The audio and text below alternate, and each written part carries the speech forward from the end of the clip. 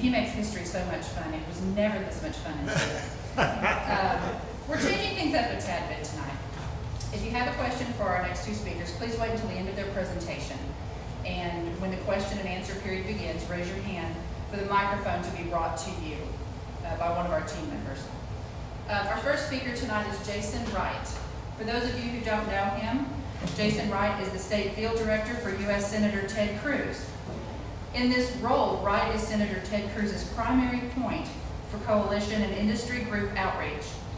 Jason has been in the Senate since Senator Cruz was sworn in January of 2013. Prior to joining the staff of Senator Ted Cruz, Jason was the founder and the CEO of Third Day Ventures, Inc., a holding company for Jason's real estate brokerages and other enterprises. Jason is also a former Tyler City Councilman. He resigned his seat to join Senator Cruz. In the private sector, Jason still serves in an advisory role to several private companies. Jason has been devoted to civic service for some time. He is a past Rotary president, YMCA board member, chairman of Cornerstone Assistance Network, and Chamber of Commerce leader.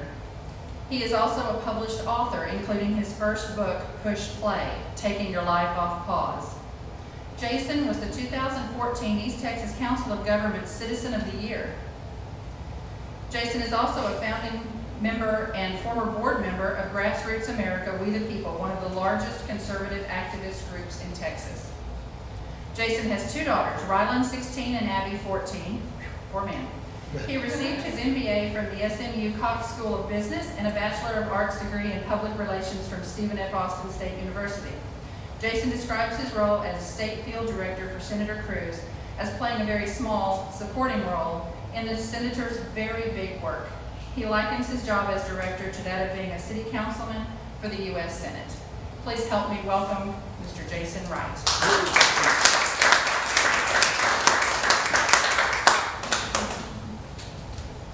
Well, I tell you what, there is nothing like coming home to East Texas. For those of you who don't know, because it wasn't in that rather lengthy bio, I didn't realize it was that long. I need to cut that back. I am a sixth-generation Texan, and it's a sixth-generation East Texan. I hail from Sulphur Springs, and so it's always good whenever I'm out spreading the word about Ted Cruz and liberty and freedom and conservative principles and limited government to be able to come do it in East Texas, where I know, for the most part, everybody's going to agree with me, and we're going to celebrate freedom and limited government and that sort of thing. So thank y'all for being out here tonight, and it is so good to see some familiar faces. Senator Hall, good to see you again. I think the last time we were together, we might have been either touring destruction from a tornado or something of that nature. So this is a lot better. It was that, yes. A lot better.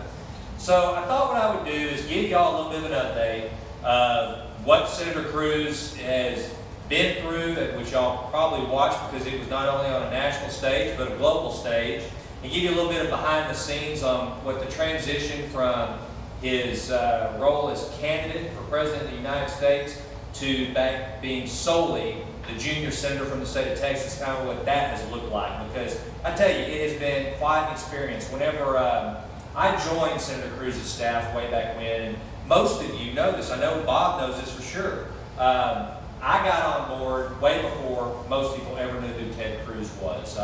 He was recommended that I look into him and vet him from a mentor of mine in Houston.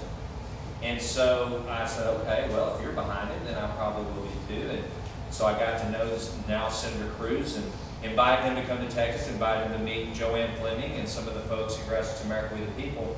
And it's been fascinating to go from this being a big room for Senator Cruz to be in to what he commands now. And to be able to watch that has been quite unique. And then, so I had the privilege of getting to travel with him to D.C.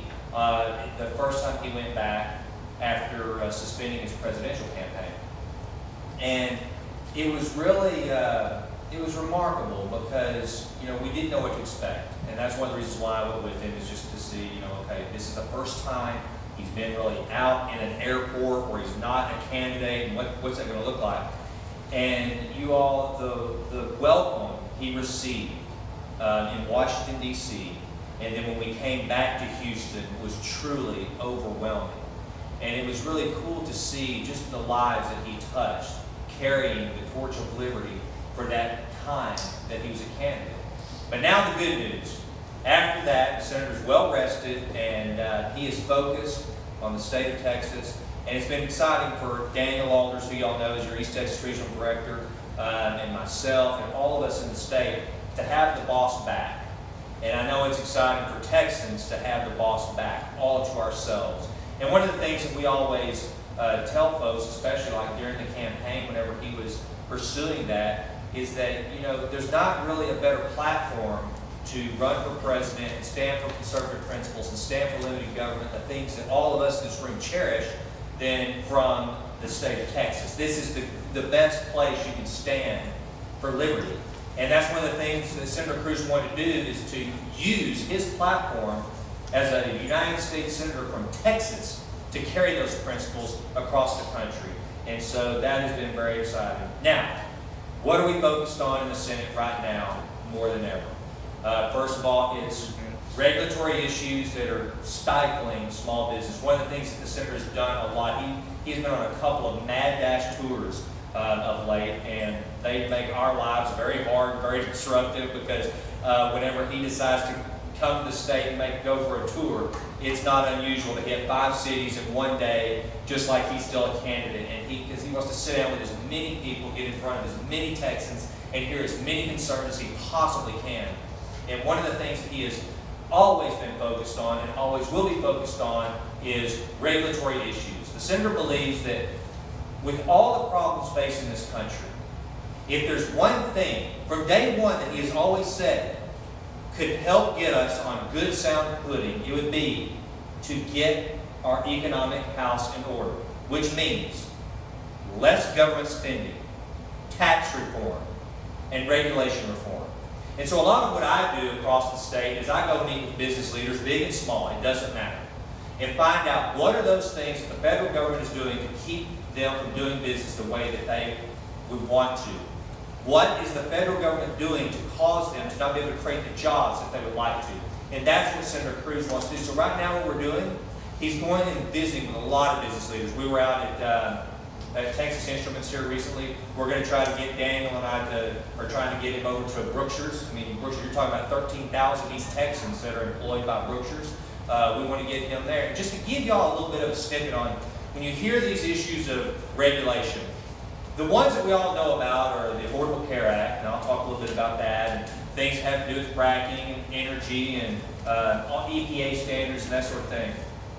But the problems that I hear when I go across the state are like I was in San Antonio visiting with the governmental affairs folks at AGB, one of Brookshire's competitors, and they were telling me how right now the federal government would like to see a nutritional label on everything that comes out of the deli. Now, y'all know that most of the stuff that you get at the deli right now has a label on it.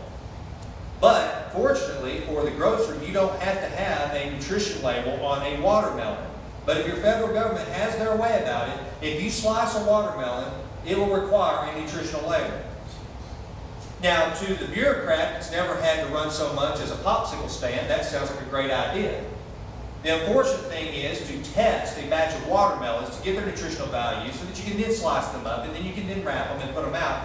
That run costs about $2,500 a pop. So all of a sudden, you're probably not going to get sliced watermelon unless you can afford sliced watermelon. It's going to naturally make the price go up. It's things like this that we're seeing that just make absolutely no sense. And so the senator's going out trying to find those issues that we can really tackle and bring attention to. One of the things that the senator, as you all know, from early on, since day one, he has not backed down on his fight against the Affordable Care Act or Obamacare. We have seen the results of it. We've seen insurance companies saying, no more, we're out. We are seeing people's premiums continue to rise. As we go around, we talk to folks big and small. We talk to business owners that are impacted by it. Grocery supply company up in Sulphur Springs, it's going to hit them by over $1 million a year just to be able to keep their employees having a good health care plan, but also to be in compliance with the Affordable Care Act.